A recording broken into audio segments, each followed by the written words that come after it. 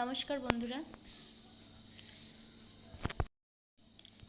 বন্ধুরা, এটা কি বলো তো?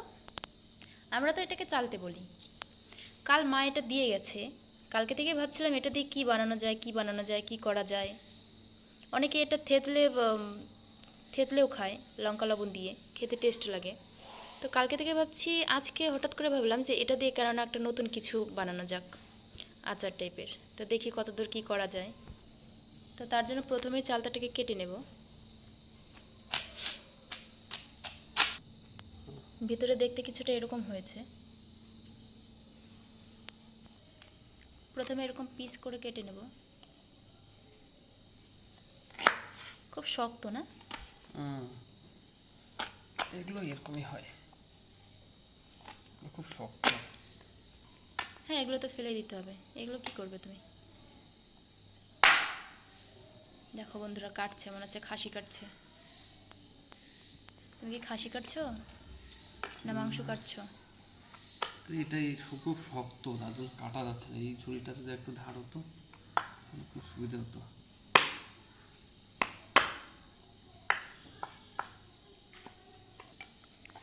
এর না আমার এই জিনিসটাই ভালো লাগে না, এই যে লালা লালা টাইপের থাকে, কেমন যেন লাগে। খেতে তো আবার ভালোই লাগে। কাটা হয়ে গেছে সব।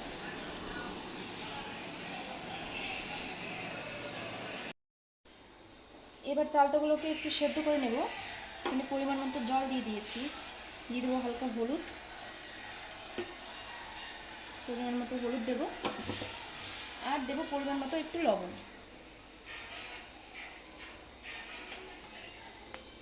এবার একটু শুকনো গুঁড়ো মশলা বানিয়ে নেব। তার জন্য এখানে নিয়েছি জিরে, নিয়েছি মৌরি, ধনে, আর নিয়েছি। এবার এগুলো শুকনো খোলায় দিয়ে ভেজে নেব।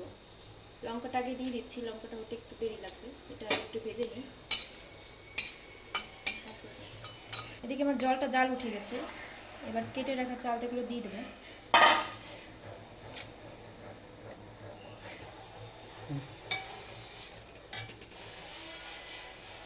এবার এই গুঁড়ো মশলাগুলো দিয়ে দেবো। খুব বেশি ভাজবো না, হালকা ভেজেই নামিয়ে নেব। এটা সেদ্ধ হয়ে গেছে, খুব বেশি সেদ্ধ করিনি, জাস্ট হালকা সেদ্ধ করেছি। এবার এটাকে নামিয়ে নেব। নামিয়ে হালকা একটু থেতলে নেব। খুব বেশি থেতলে নেব না, হালকা থেতলে নেব। চালতাটা থেতলে নিয়েছি। এবার কড়াই বসিয়ে দিয়েছি গ্যাসে, গরম হয়ে গেছে। দিয়ে দেবো হালকা পরিমাণ, বেশি দেবো না, হালকা মতো সর্ষের তেল দিয়ে দেবো। এবার ফোড়নে দিয়ে দেবো শুকনো লঙ্কা, দিয়ে দেবো তেজপাতা, আর দিয়ে দেবো পাঁচফোড়ন।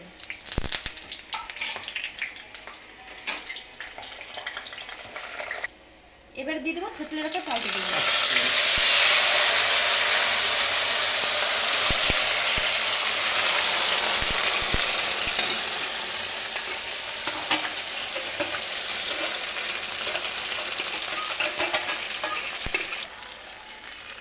এবারে পরিমাণ মতো লবণ দিয়ে দেবো।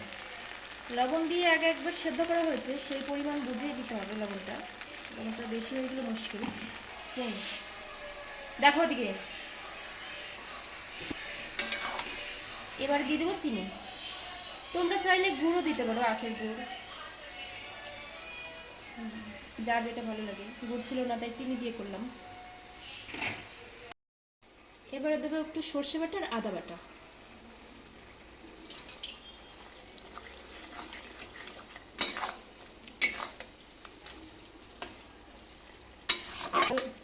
দিয়ে ভালো করে মিশিয়ে নেব।